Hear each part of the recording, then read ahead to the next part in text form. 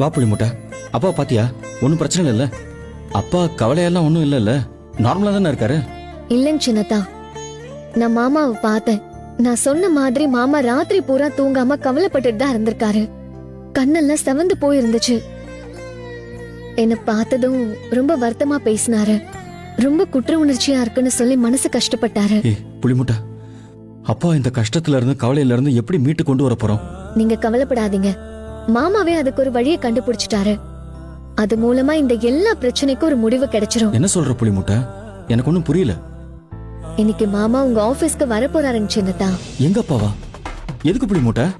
ரம்யாவை பார்த்து நடந்த எல்லாத்துக்கும் மன்னிப்பு கேட்க போறாராம். மன்னிப்பா? அவர் எதுக்கு மன்னிப்பெல்லாம் கேட்டுக்கிட்டு? இல்ல இல்ல இல்ல, இருங்க சின்னதா, என்ன முழுசா சொல்ல விடுங்க. ரம்யா கிட்ட மன்னிப்பு கேக்குறதோட இல்லாம இந்த கல்யாண பேச்சும் வேணா சம்பந்தமும் வேண்டான்னு எடுத்து சொல்லி புரிய வச்சு ரம்யாவோட மனச மாத்த போறாராம். என்னங்க சின்னதா யோசிக்கிறீங்க? அப்பா அவரோட மன ஆறுதலுக்கு ஏதோ முயற்சி பண்றேன்னு சொல்லியிருக்காரு. ஆனா எனக்கு இதுல எல்லாம் நம்பிக்கை கிடையாது. தூங்குறவங்கள எழுப்பலாம், ஆனா தூங்குற மாதிரி நடிக்கிறவங்களை எப்படி எழுப்புறது? என்னங்க சின்னதா, அப்படியெல்லாம் நினைக்காதீங்க. மாமாவோட முயற்சிக்கு கண்டிப்பா பலன் கிடைக்கும்.